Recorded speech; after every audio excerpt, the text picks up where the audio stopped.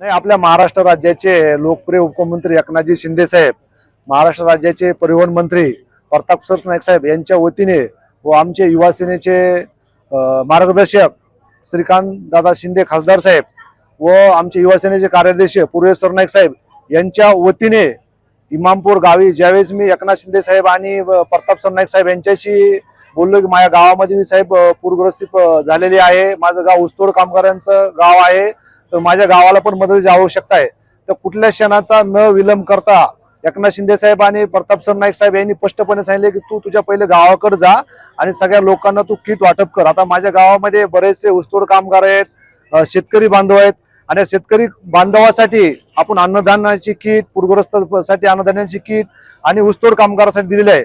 त्याच्यासोबतच लाडक्या बहिणीसाठी आपले एकनाथ शिंदे साहेब व सरनाईक साहेब यांनी साडी पण लाडक्या बहिणीला पाठवली आहे।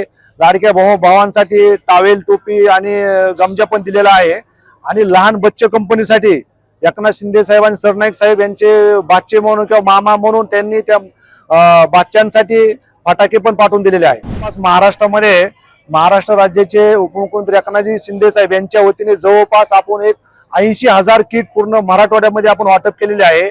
आणि जसं आज इमामपूर गाव हे माझं बीड मधलं माझं स्वतःचं गाव आहे, या गावापासून आम्ही आता सुरुवात केली आहे। दरवर्षी आम्ही हर गावामध्ये किट वाटप करण्याचा कार्यक्रम दर दिवाळीला करणार आहोत।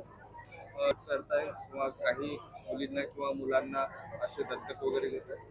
नाही, एकनाथ शिंदे साहेबांनी काही मुलांसाठी, जसं की आम्ही ज्यावेळेस धाराशिव जिल्ह्यामध्ये साडीसांगी या गावामध्ये आम्ही गेले असताना तिथं अचानक साहेबाला काही मुली आडवे आले की साहेब म्हणले आम्हाला सायकल नाहीत, तसं साहेबांनी कुठल्याही क्षणाचा न विचार करता 8 तासामध्ये आम्ही तिथं त्या साडीसांगी गावामध्ये सायकल पोहोच केल्या।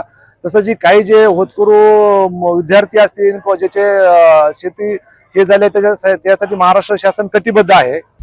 आता isakal.com आहे देशातील नंबर 1 ची मराठी न्यूज वेबसाईट। प्रत्येक अपडेटसाठी isakal.com ला नक्की भेट द्या।